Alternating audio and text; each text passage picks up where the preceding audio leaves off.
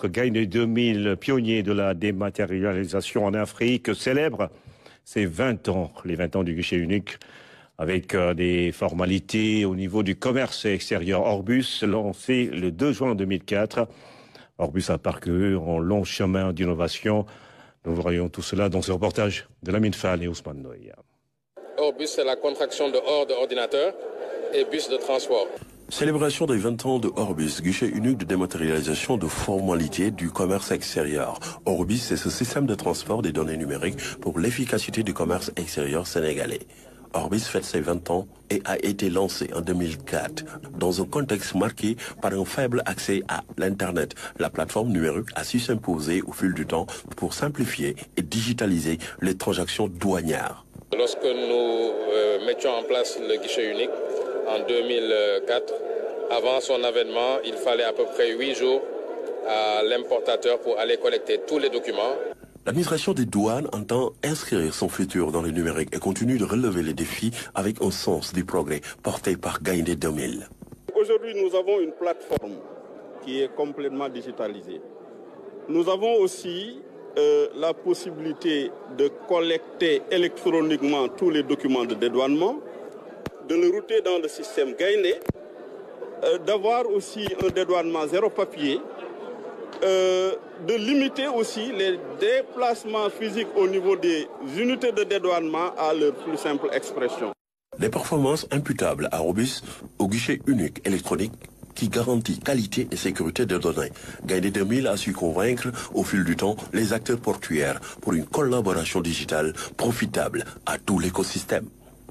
Orbus, c'est aussi un parcours de 20 ans, fait d'expérience, de réalisation, mais aussi de reconnaissance. Les gens devant leur pupitre peuvent envoyer des documents, avoir le bon sans pour autant bouger d'Ayota. Le Sénégal peut aussi être fier d'être le 4e pays au monde à avoir mis une telle infrastructure et que cette infrastructure soit encore là 20 ans après avec des perspectives.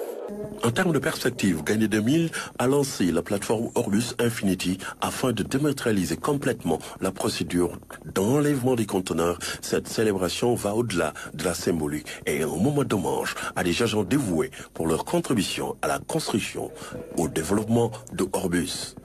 Orbus, un élan vers l'avenir. Ibrahima Noureddine Diagne est l'invité du 20h, directeur général de Gaïndé 2000. Ibrahima, bonsoir, merci de nous rejoindre. Alors, on va commencer justement par les perspectives. Absolument. Après 20 ans, qu'est-ce que vous comptez faire dans les prochaines années pour que la dématérialisation des procédures douanières soit élargie au plus haut niveau dans tout le Sénégal? Merci de l'invitation d'abord. Et la question des perspectives est une bonne entrée en matière. Vous savez qu'aujourd'hui, les technologies connaissent des évolutions et que nous devons forcément aller vers ces évolutions technologiques, notamment avec l'intelligence artificielle.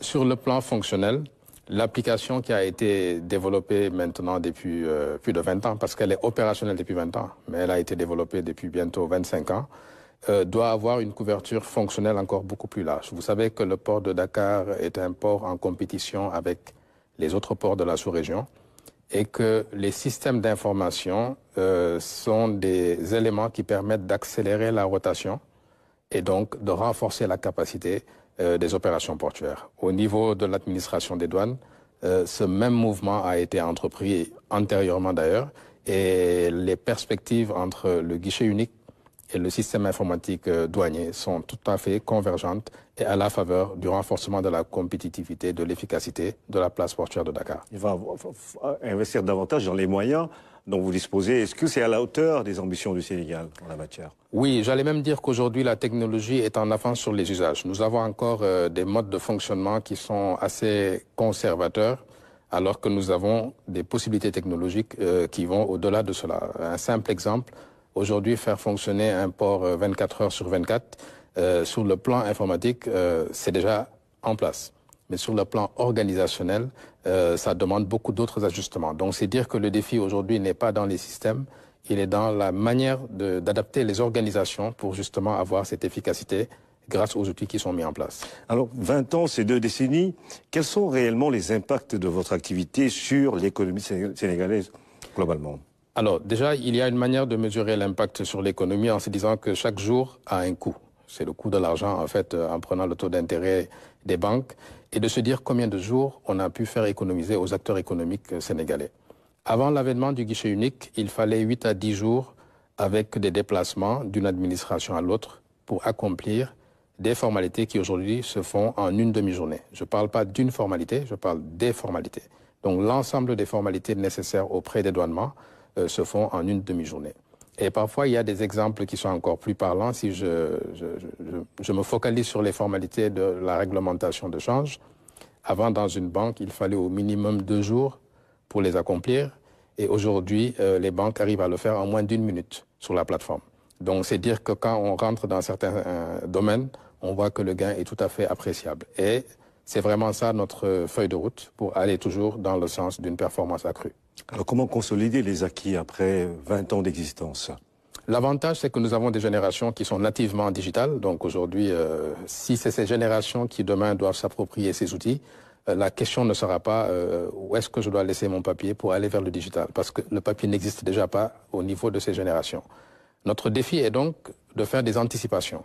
Et ces anticipations, elles touchent non seulement à la technologie, parce qu'elle évolue, mais elle doit aussi toucher à rendre compétitif notre économie. Parce qu'il ne s'agit pas simplement de mettre le digital au cœur de toutes les actions de l'économie.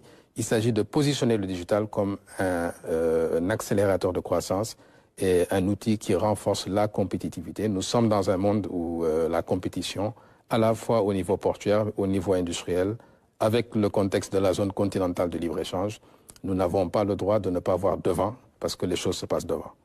Pour terminer, est-ce que vous envisagez de promouvoir davantage l'intelligence artificielle dans ce que vous êtes en train de faire actuellement? Nécessairement, parce que nous sommes dans un monde où tout est interconnecté. Quand on parle de commerce international, vous avez les compagnies maritimes, les navires, vous avez les banques qui sont dans le processus. Et tous ces acteurs-là, aujourd'hui, sont impactés et seront impactés lourdement par l'intelligence artificielle. Nous ne pouvons pas donc ignorer cela et nous devons absolument non seulement être à la fois en termes de recherche assez avant-gardiste, mais aussi essayer de faire en sorte d'entraîner tout l'écosystème vers ces anticipations pour ne pas avoir de surprise. Vous êtes combien à gagner 2000? 130 aujourd'hui. Pour 20 ans? Pour 20 ans. Nous étions 3 au départ. Ibrahima Noureddine Diagne, merci. C'est moi qui vous remercie. Nous allons parler de quelque chose que vous connaissez sans doute, le NEP, chez les Lébous. Très bien. Une pratique culturelle importante chez justement ces peuples de la capitale sénégalaise. Cérémonie d'exorcisme à Bargny, à but thérapeutique, qui permet de soigner justement des personnes possédées par des esprits maléfiques. Ce rituel est parfois organisé pour implorer les génies protecteurs pour avoir la paix et la prospérité. Nous allons voir tout ça dans la rubrique Culture de ce soir. Nous nous intéressons à ces séances qui ne sont pas ouvertes à tous. Un reportage de Oumou Kalchemsa.